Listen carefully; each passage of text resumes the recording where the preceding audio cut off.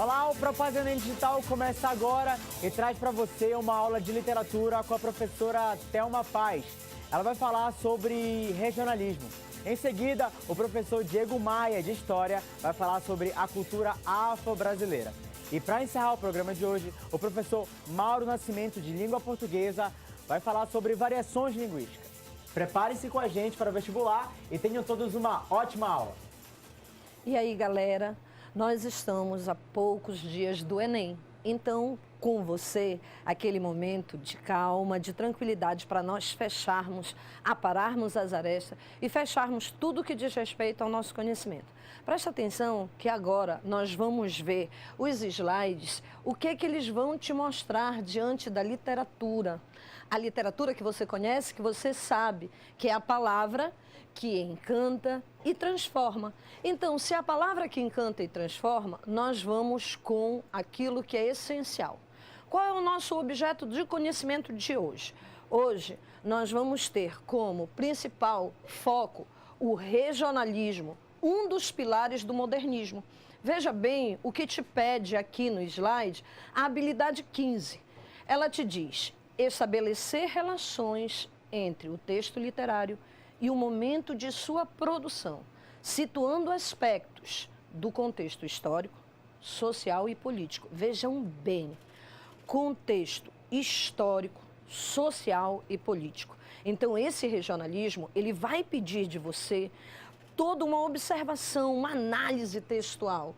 Então, o que nós temos? O modernismo no Enem, e é de importância incontestável. Por quê?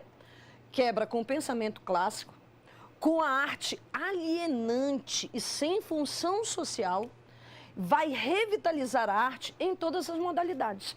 Você já sabe isso, você esteve com a gente em todas as aulas. Se você esteve com a gente em todas as aulas, você sabe que agora esse modernismo, ele vai se apresentar marcado por esse pilar, como um dos momentos principais. Qual seria esse pilar? Veja bem, vê se tu te lembras que o regionalismo, ele buscava refletir a realidade social e econômica brasileira. Os romances, eles eram carregados de denúncias e mostravam as relações do eu com o restante do mundo. O regionalismo, ele teve grande importância na construção do modernismo, destacando, lembrem-se, destacando. Você vai ver agora os pontos principais desse olhar sobre a questão das regiões, desse Brasil marcado pela diversidade. Quais são os pontos que nós não podemos esquecer? Olha lá, a seca, tá? Um dos momentos que marca a fragilidade do nosso povo, que deixa transparecer todos os obstáculos do dia a dia, o momento da sobrevivência diante dessa sociedade. A migração, tá? A saída, né? A fuga desta seca, a fuga desta fome. Olhem bem agora os problemas do trabalhador rural e a miséria. Essa miséria, não só a miséria diante de um contexto social, lembrem-se sempre, não só disso, mas a miséria do homem que explora o próprio homem. Então, o que é que nós temos? Quais são as temáticas que nós vamos trabalhar? Elas entram também através dos romances, urbanos e psicológicos. Olha bem, romance urbanos e psicológicos. Por quê? Porque vocês já conhecem. Desde quando nós temos isso? Desde o pré-modernismo, com o modernismo, com a visão da segunda e da terceira geração. Então, agora, nós vamos ver. Presta bem atenção, olha bem, foca aqui no slide.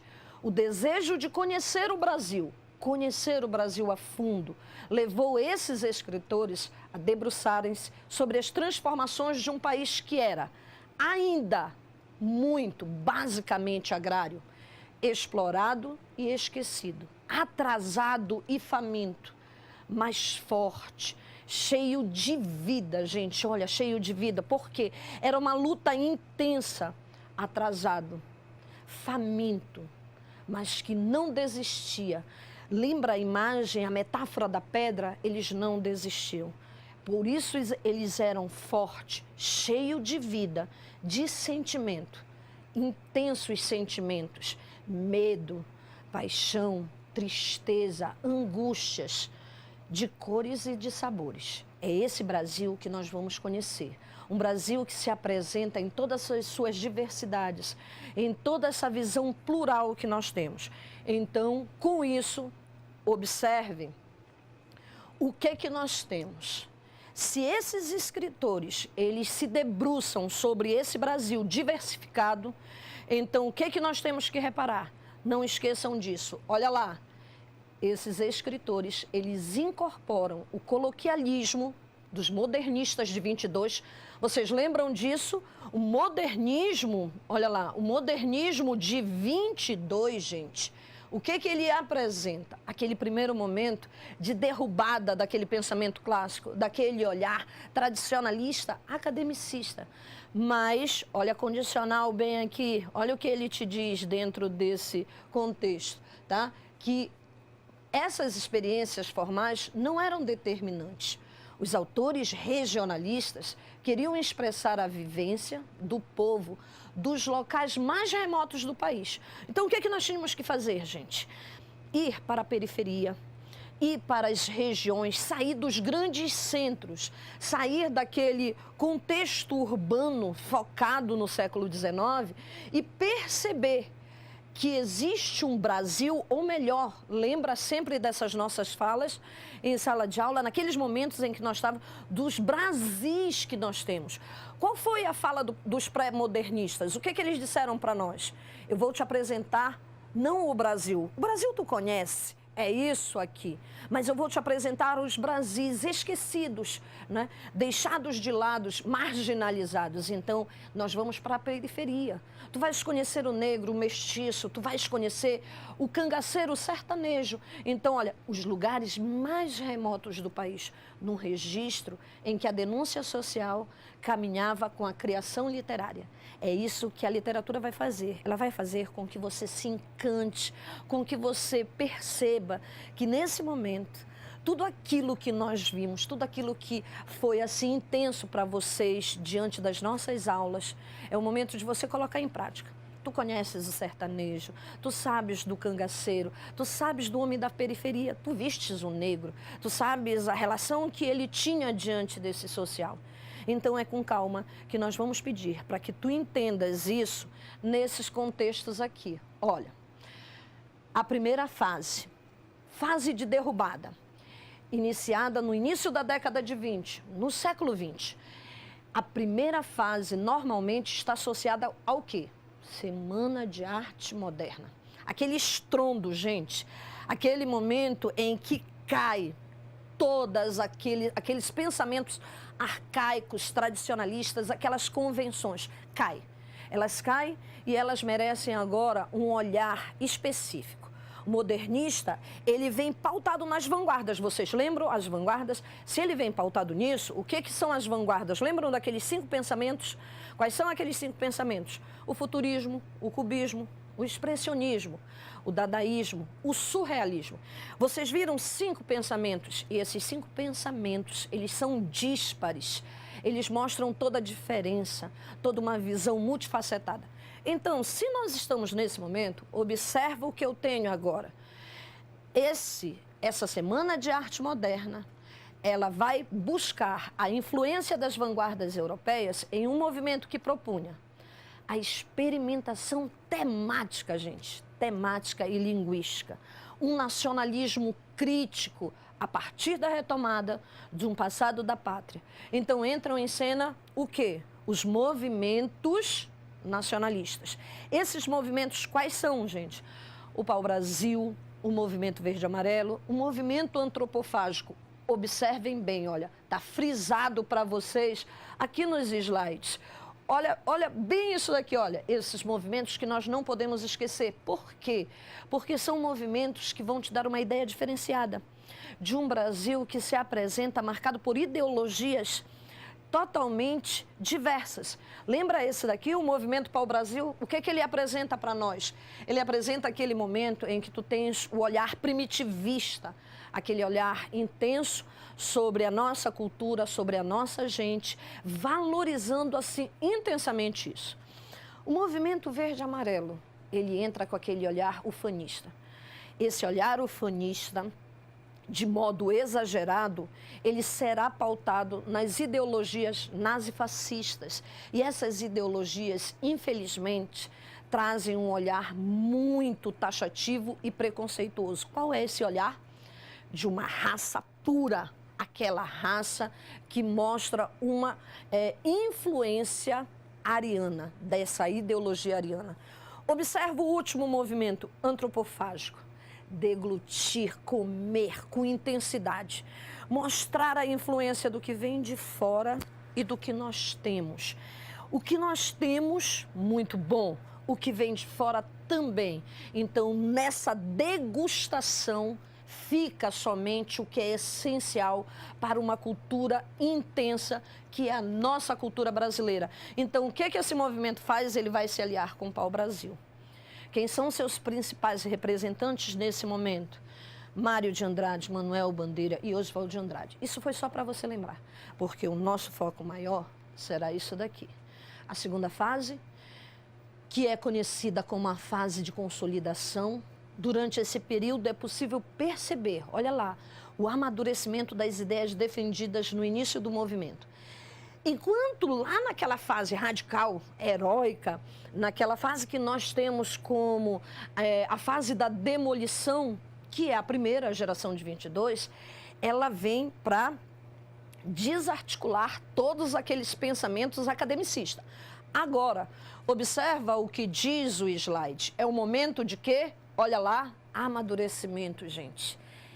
Aquilo que requer de mim aquele controle sobre tudo que está ao meu redor.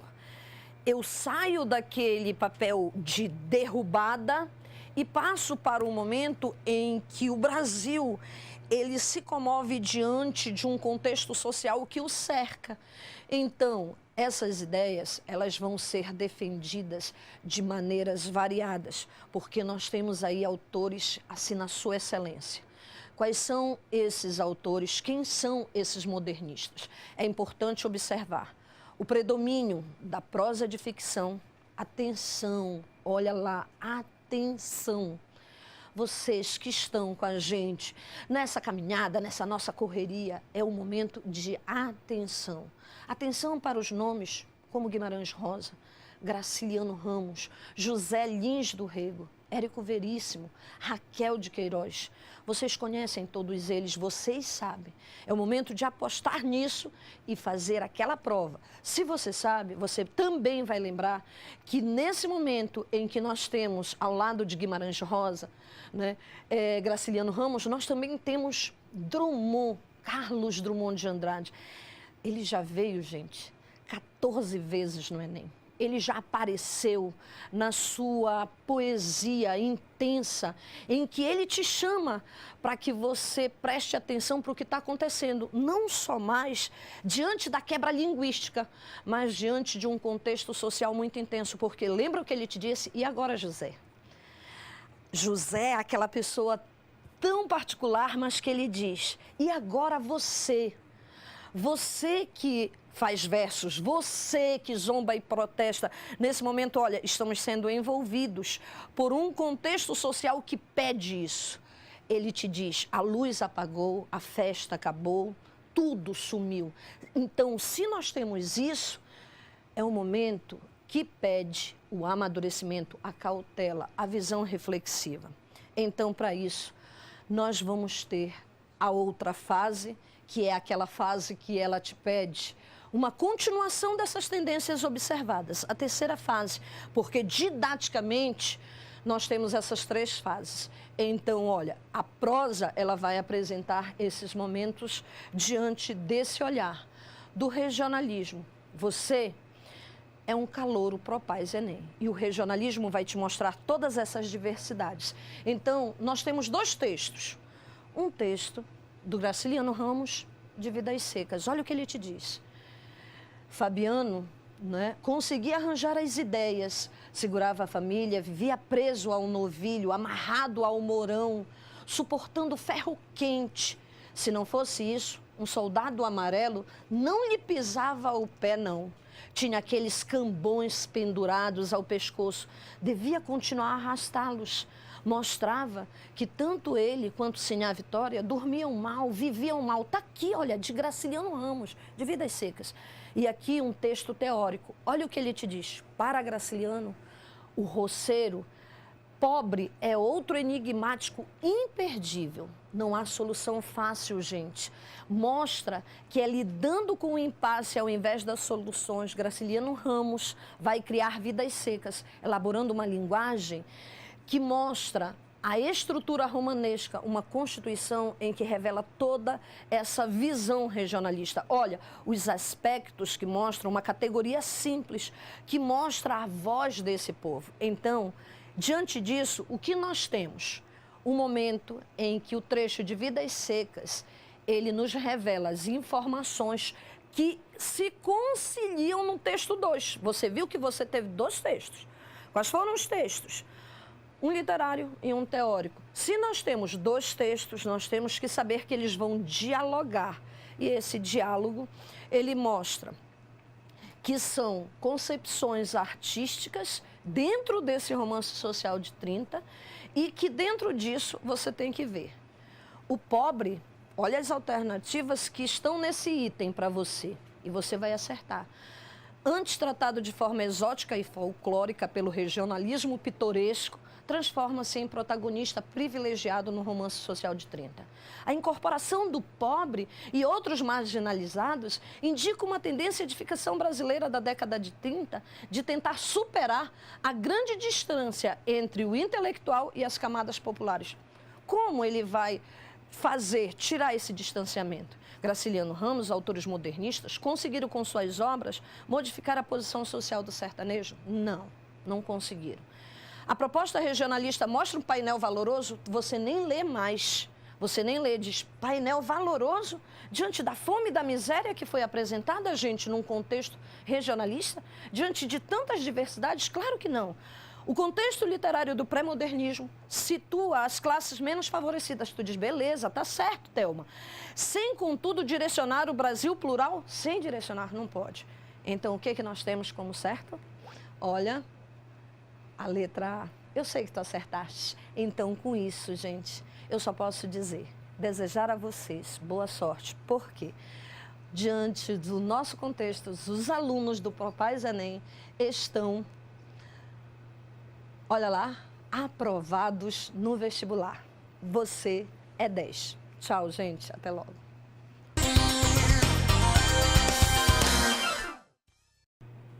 Olá, pessoal. Em nome dos nossos alunos de Santarém, quero saudar todos os nossos alunos do estado do Pará. Bom, a nossa aula de hoje, ela vai contar com ciências humanas e suas tecnologias. O componente curricular é História. E a gente vai trabalhar hoje, pessoal, com o objeto de conhecimento História Cultural dos Povos Africanos, tá? História Cultural dos Povos Africanos, mas a gente vai dar uma ênfase hoje para a cultura afro-brasileira e por isso a gente vai trabalhar com a competência número 1, compreender os elementos culturais que constituem as identidades, também dar uma pincelada na competência número 2, compreender as transformações dos espaços geográficos como produto das relações socioeconômicas e culturais de poder. As habilidades 3, 5 e 6 que vocês estão acompanhando agora no nosso monitor. Principalmente agora, nós vamos trabalhar com a habilidade 3 e 5, associar manifestações culturais do presente aos seus processos históricos. E também nós vamos identificar manifestações ou representações da diversidade do patrimônio cultural e artísticos em diferentes sociedades. Para a gente começar a discutir sobre cultura afro-brasileira, eu quero que você dê uma olhadinha aqui nessa imagem, cultura afro-brasileira, a herança africana no Brasil. Bom, é interessante que na nossa aula de hoje a gente faça um breve questionamento. Qual a importância da matriz africana para a formação do povo brasileiro? Você já fez essa pergunta a si mesmo? Você já perguntou na sua escola? Você já ouviu falar dessa importância? Dê uma olhada agora mesmo no seu colega que está ao lado, no seu pai. Pense no seu pai, na sua mãe ou nos seus colegas da sala de aula. Será que você consegue enxergar uma homogeneidade ou uma heterogeneidade com relação à nossa população? Essa é uma dica importantíssima para você que é nosso aluno em Bragança, viu? Alô Bragança, alô Santarém, Breves, todos os municípios. Façam isso amanhã. Chegue na sua sala e dê uma analisada. Será que é uma característica homogênea ou heterogênea? Será que de fato você consegue enxergar uma homogeneidade ou uma diversidade? Eu tenho certeza que lá na sua sala de aula você vai olhar para o lado e você vai perceber uma diversidade. Essa diversidade física, ela também acaba se correspondendo na questão cultural.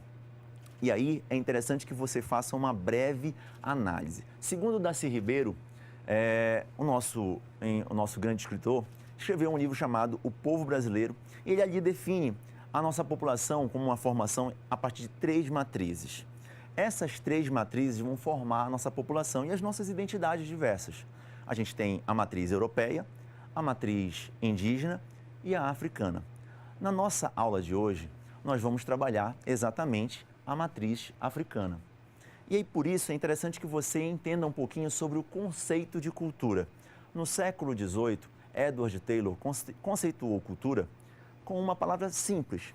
Ele definiu como herança. Toda vez que você pensar em cultura, pense em herança. A herança que você herda do seu pai, em costumes.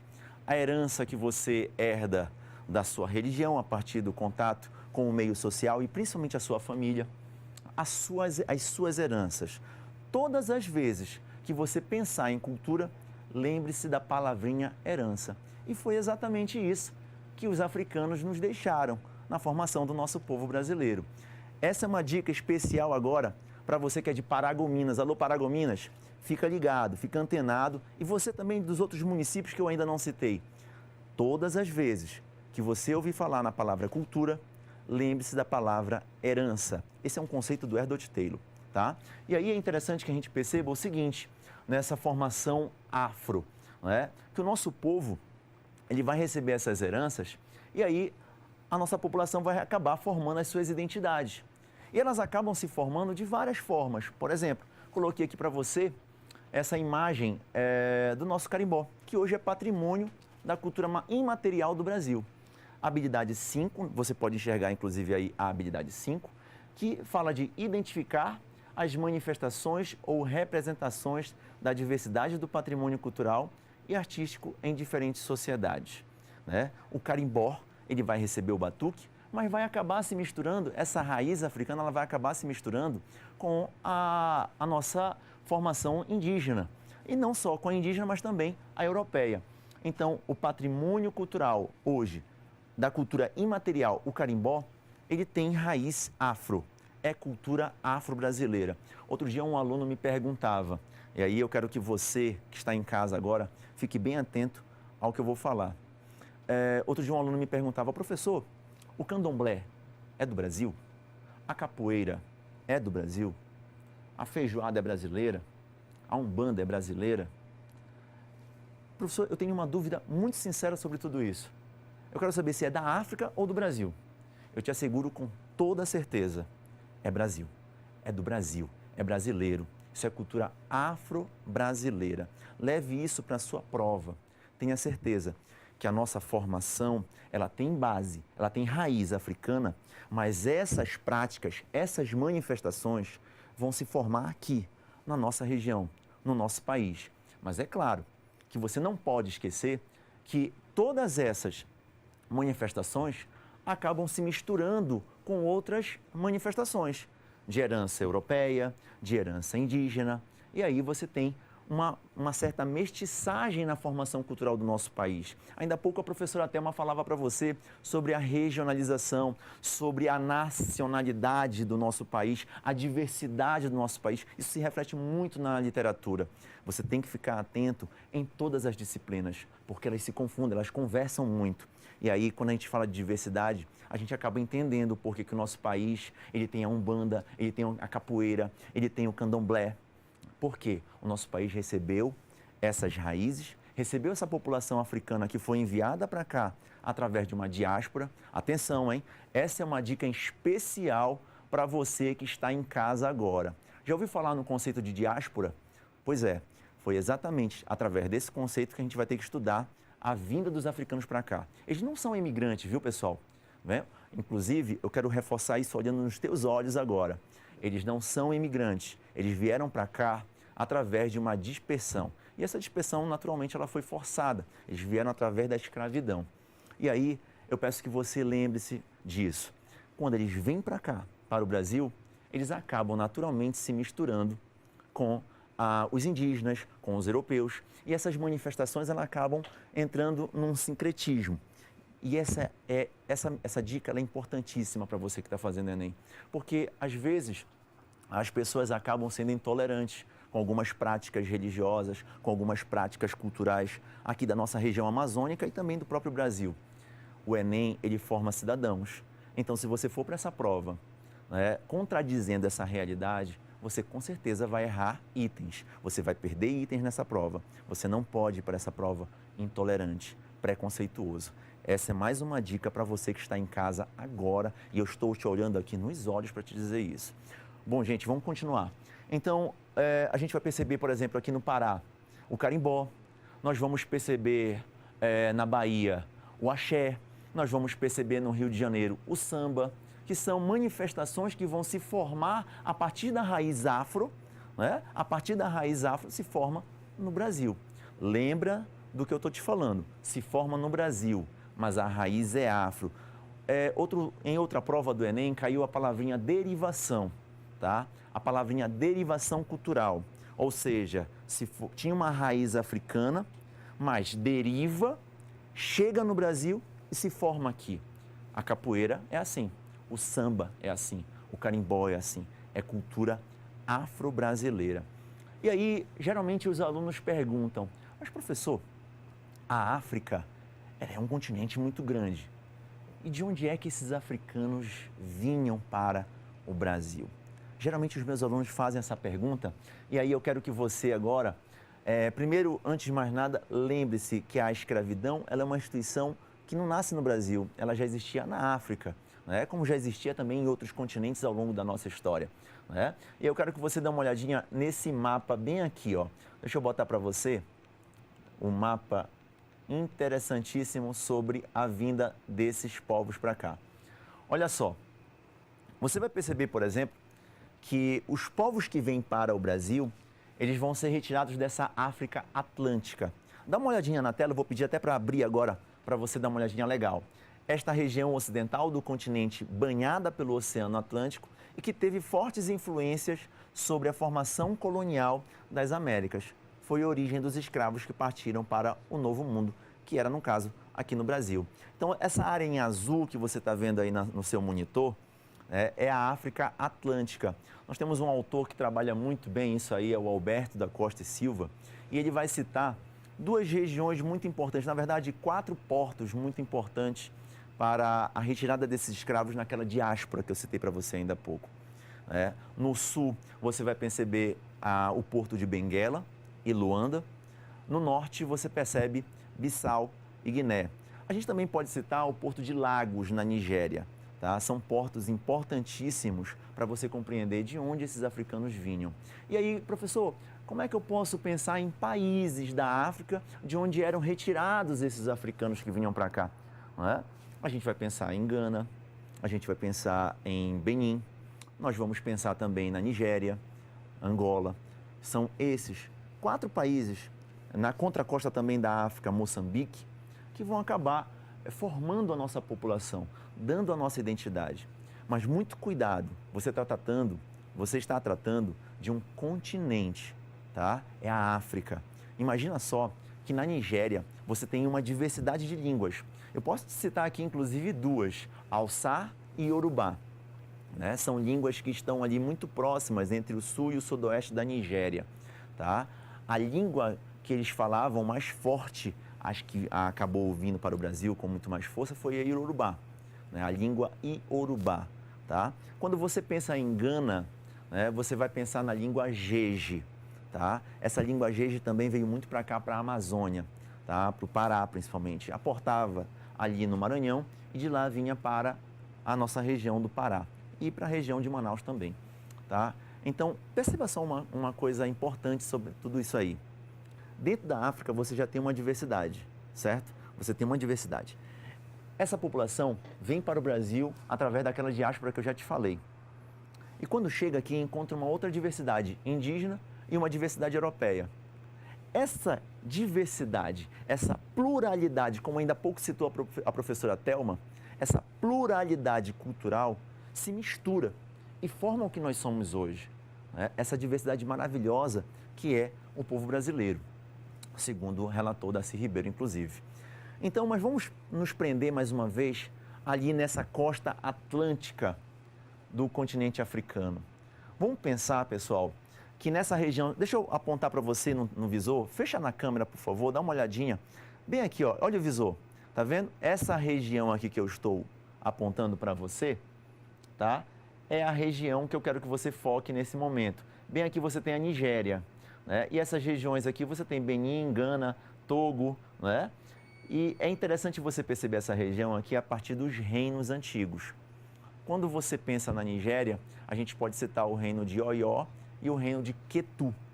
Falavam Iorubá. Qual é a prática religiosa daquele reino ali, hein, Diego? A prática religiosa é o culto aos orixás. Ah, professor, mas é esse culto que a Umbanda faz? Né? É esse culto que a Umbanda faz a esses deuses? Eu já ouvi falar muito também do candomblé com relação a esses deuses, Diego. É de lá que vem? É. Eu vou até tirar uma dúvida e apontar agora, e te olhar mais uma vez nos olhos. Eu quero olhar para você agora, você que está em breves. Quero olhar para você no fundo dos seus olhos. Dá uma olhadinha para mim e eu quero te dizer uma coisa. A nossa população, ela vai receber essa diversidade cultural e principalmente a partir da crença, viu? Principalmente a partir da crença. Apesar de que o culto aos orixás ele é muito típico do sudoeste da Nigéria. O Alberto da Costa e Silva, em um livro chamado A Enxada e a Lança, até cita o seguinte, que em nenhum outro lugar da África, a não ser no sudoeste da Nigéria, você tem o culto aos orixás. A grande questão é que esse culto ele atravessa o Atlântico como cultura imaterial nessa diáspora africana e aqui no Brasil se universaliza, inclusive ganhando mais força do que a prática do Sul, que é a prática dos bantos de Angola, que é o culto aos antepassados, os inquices. Né? Ganha mais força que os inquices, inclusive também até mais força que o culto daomeano, que é da região de Gana, de Benin, onde você tem o culto dos voduns. Tá? O culto aos orixás acaba se universalizando no Brasil. Mas quando você analisa a nossa região, o Pará, por exemplo, você tem ali o culto aos voduns muito forte, né? Em função do reino de Daomé. O porto daomeano forneceu muitos escravos para a nossa região. E aí, Diego, e como é que a gente vai perceber isso culturalmente a partir da religião? Bom, aqui no Pará, com essa recepção dos daomeanos, do culto aos voduns, nós vamos ter um tambor de mina. Quando a gente olha para Bahia e Pernambuco, a gente percebe ali a cultura nagô. E quando a gente olha para o Rio de Janeiro, que recebe essa influência muito forte a partir do século XVIII, nós vamos perceber os bantos, os angolas, de maneira muito mais intensa. Mas vale dizer que o nosso povo vai acabar se formando de diversas culturas. A africana é apenas uma. Isso porque você ainda não analisou os indígenas e a matriz europeia. Imagina só, você não pode perder essas nossas aulas. Eu tenho certeza que você vai ser aprovado no vestibular. E o Enem para você vai ser fitinha. Não perca as nossas aulas. Eu tenho muito mais dicas para te dizer na internet. É só me seguir. Meu canal no YouTube é o Enem com o Prof. Diego Maia. Anota agora aí, pega o papel e caneta, Enem com o Prof. Diego Maia. Eu estou cheio de novidades para você no meu canal e você pode ser meu seguidor e aprender ainda muito mais. Além disso, pode me seguir também no Instagram, @DiegoMaiaHistoriador. E lá você vai ter dicas na nossa memory e eu tenho certeza que você vai aproveitar muito isso aí. Tá legal? Quero mandar um alô especial para todos os nossos municípios que nós já passamos, Bragança, Paragominas, Breves, enfim, são vários municípios que nós já passamos. Quero mandar um abraço especial para os nossos alunos do estado do Pará, de todo o nosso estado do Pará. Quero dizer a você que nós estamos com você até o fim. E você vai comemorar a sua aprovação. Muito obrigado. Até a próxima.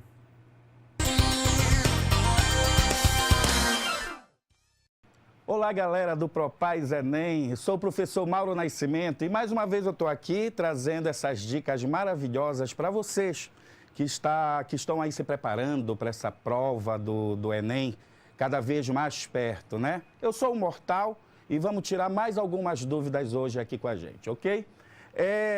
Nossa competência, a competência de número 6, onde as habilidades consistem em identificar em textos de diferentes gêneros as marcas linguísticas que singularizam as variedades linguísticas sociais, regionais e de registro. Relacionar as variedades linguísticas a situações específicas de uso social. Reconhecer os usos da norma padrão da língua portuguesa nas diferentes situações de comunicação. Muito bem. Já é sabido por todos que, para nós entendermos este processo comunicativo, é necessário levarmos em consideração quem, mortais, transmissor versus quem, receptor. E a partir desta relação harmoniosa de afinidades, entender este processo comunicativo. Agora, como entender este processo comunicativo? O primeiro passo é nós percebermos que nós vivemos em um país onde há diferentes situações de comunicação. Nós não podemos falar em um indivíduo, uma sociedade onde a manifestação da linguagem seja única. Essa amplitude, esta grandiosidade de manifestação linguística é o nosso tema de hoje, variações linguísticas.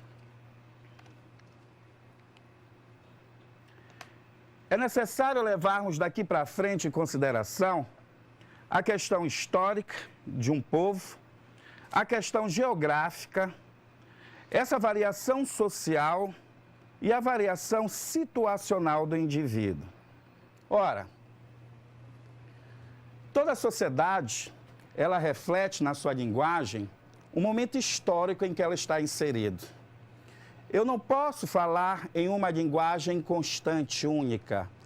O momento em que aquela sociedade está inserida, os acontecimentos históricos, os acontecimentos sociais, vai ser um fator determinante para o tipo de linguagem que esse indivíduo vai articular.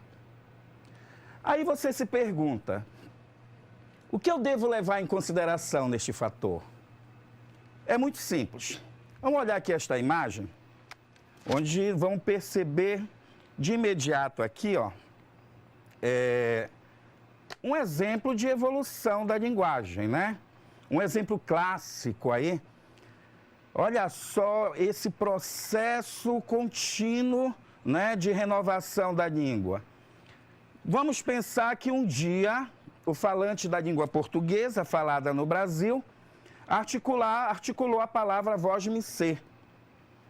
Com o tempo, né, foi para vai-sum ser. Depois você, depois você e hoje ser. Essa questão da evolução, ela se dá pela própria necessidade do falante. O tempo é o marcador desta evolução linguística. Ora, imaginem hoje você virando para alguém e dizendo, voz-me ser, me concede esta dança? Eu acho que vai ficar meio estranho isso, né, mortal? E com o passar do tempo, pela rapidez, pela velocidade, esse movimento social, as palavras elas tendem a reduzir, né? O que era voz-me ser, hoje basta você dizer um ser. Você vai comigo hoje? Ora, quando eu digo você vai comigo hoje, tão cheio de intenção, tão cheio de expressividade, o que era voz-me ser, hoje, na praticidade, se tornou ser. Perceba aí o processo de evolução a partir do quê? Do tempo. E essa necessidade do falante em se adequando ao contexto que está inserido. Vamos ver aqui mais um exemplo? As variações linguísticas, elas vão ocorrendo devido a essa variação populacional. Observe essa imagem aqui, né? Essa ilustração, ela nos mostra bem essa miscelânea que é o nosso Brasil, né? Todas as línguas do Brasil. Aí metido nós temos o negro, temos o branco, temos o índio, temos o jovem, temos o idoso. E é neste processo de mistura que nós vamos falando, vamos percebendo essa constante variação linguística. Outro elemento muito importante nós levarmos em consideração cada momento em que o indivíduo está inserido, ele vem manifestando um tipo de linguagem, né? O que nós chamamos de linguagem situacional, né? A situação em que o indivíduo está inserido. Ora, é necessário nós percebermos que dentro da sociedade existem grupos, pequenos grupos, onde se cria um tipo de linguagem, devido ao quê? Uma determinada afinidade. Agora eu te pergunto, como é que isso se chama? Acertou quem falou gíria, né? A gíria é um processo natural. É um tipo de linguagem que é manifestada dentro de um determinado grupo social. Aí você se pergunta, mas por que a gíria existe? Há essa necessidade? Sim, há. Lembrem que eu falo sempre deste transmissor e deste receptor, né? Interagindo. Eu só consigo efetivar esse processo de comunicação quando eu crio um vínculo de afetividade. Se a gíria existe, é porque determinados falantes criaram esse vínculo de afinidade.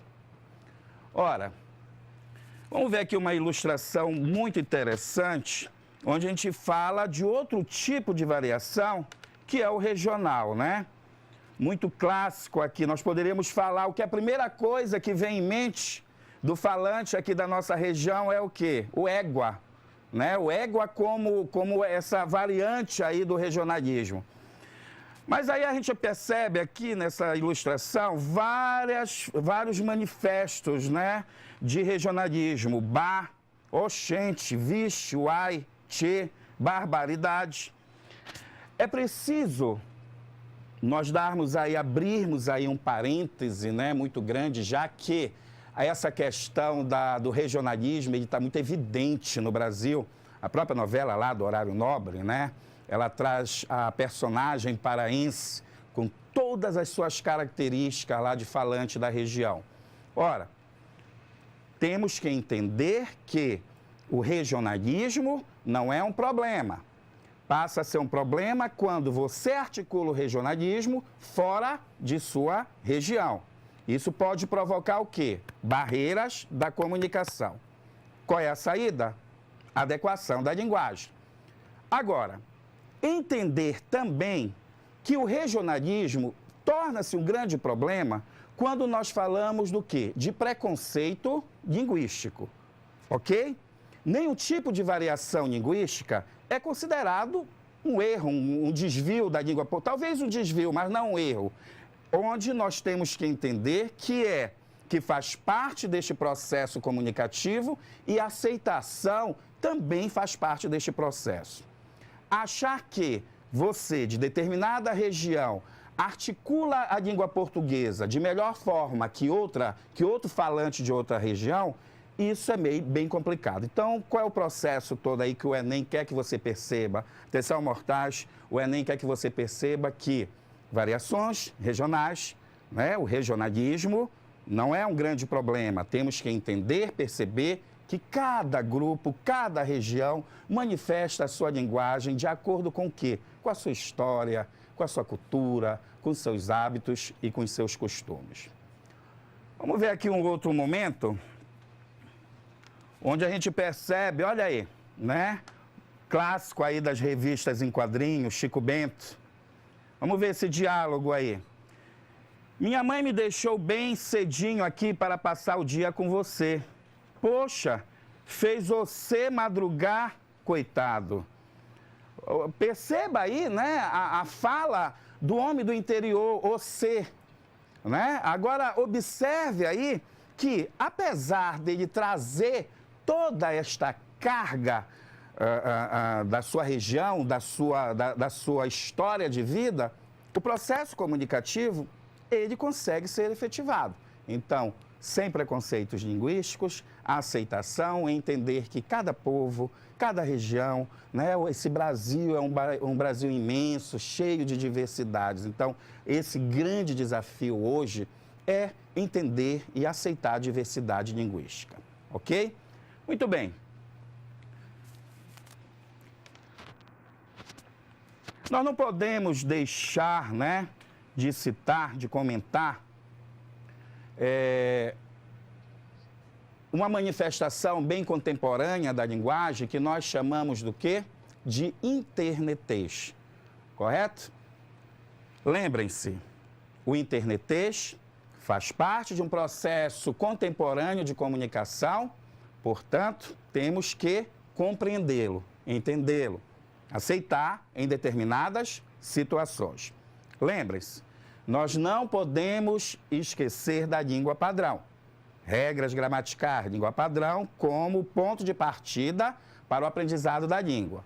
Agora, não podemos esquecer que existe variações linguísticas. E o internetês, um tipo de linguagem contemporânea, muito explorado pelo Enem, é o que nós vamos tentar, né, compreender neste momento. Olha aí a imagem. Essa imagem clássica aí da internet, né? Uma família onde há preocupação muito grande dos pais com o garoto que vive na internet. Aí olha só a fala da mãe aí, né? Achamos que você passa tempo demais batendo papo na internet.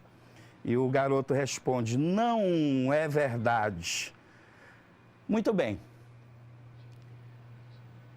Quando lida essa mensagem, você observa que o garoto, enquanto falante, né, ele acaba representando na sua fala a linguagem da internet. Isso é um grande problema. O que nós vamos aí levar em consideração? Falta de adequação da linguagem. Toda linguagem é bem-vinda, mas tem que saber articular. Lembra o que eu falei? Transmissor, receptor. Neste processo comunicativo, adequação da linguagem. Mortais, todo processo de variação é bem-vindo. Agora, o que tem que ocorrer é um processo de adequação desta linguagem. Ora, o internetês, como uma forma contemporânea de linguagem, você não pode estar fora deste processo, né? Compreender, entender, e esse tipo de linguagem que nós vimos aí na ilustração, o garoto falando, cabe algumas situações da internet. Claro que você não vai usar esse tipo de linguagem no e-mail, né? A partir de uma formalidade, esse tipo de coisa realmente não é bem visto. Agora, quando você está no Zap, numa conversa mais informal, naquela rapidez, naquela velocidade, né, que a internet exige, o internetês é uma linguagem bem-vinda, aceitável e faça bom uso dele. Ora, para nós recapitularmos aqui, o que é que nós temos que entender, né? Mortais, é necessário nós termos o quê? A sensibilidade de perceber que todos nós, cada um traz o quê? A sua individualidade. Cada um traz a sua história de vida. Então, como é que a gente pode querer exigir que todos consigam se comunicar da mesma forma? As variações linguísticas, tão exploradas no Enem, espera que você compreenda todo este processo de aceitação e de manifestação de uma língua. Lembre-se, o Brasil é feito por caras diversas, por pessoas diversas, onde cada um de nós é cheio de habilidades, é cheio de histórias, então isso nós não podemos desprezar. Então é preciso que você venha aqui comigo, olha só. Nesse resumão aí que a gente montou para vocês, mortais, olha aí. É importante compreender as variações linguísticas para melhor usar em diferentes situações. Vou repetir, hein? É importante compreender as variações linguísticas para melhor usar em diferentes situações, certo? Não só o uso, mas aceitar, compreender, saber usar e, principalmente, aceitar a partir do respeito. Eu respeito ele que é nordestino, com a sua linguagem. Eu respeito ele que é paraense, com a sua linguagem. Eu respeito aquela linguagem mais formal, padrão, e eu sei aonde utilizar. Beleza? Muito bem. Utilizar a língua como meio de expressão, informação e comunicação requer também um domínio dos diferentes contextos de aplicação da língua. Perfeito. Não me cabe apenas conhecer as variações. É necessário que neste processo do Enem você entenda o momento adequado de aplicar. Perceber quais foram os mecanismos de articulação que o autor do texto utilizou. Desta forma, você vai unir os dois momentos, né? Compreender essa variação e saber utilizar de forma adequada essa variação linguística. Fechando aqui a nossa ideia, ó, o idioma pode ser um instrumento de dominação e discriminação social. Atenção, Mortar, não deixa passar isso aí, ó. O idioma pode ser um instrumento de dominação e discriminação social. Devemos, por isso, respeitar linguagens utilizadas pelos diferentes grupos sociais. Muito bem, nossa aula chegou ao fim, mas na próxima semana tem mais. Observe que a variação linguística como um elemento que faz parte da história de um povo, a variação linguística como um elemento sadio no processo de comunicação e você, como um bom estudante, perceber que a partir do momento que eu compreendo que existe uma variação e que existe um processo adequado de uso, eu posso transformar não só o meu convívio social, mas transformar uma sociedade fazendo com que esta sociedade se torne menos preconceituosa, mais humana e sem discriminações. Valeu, mortais! Até a nossa próxima aula. Tamo junto aí no Propaz Enem.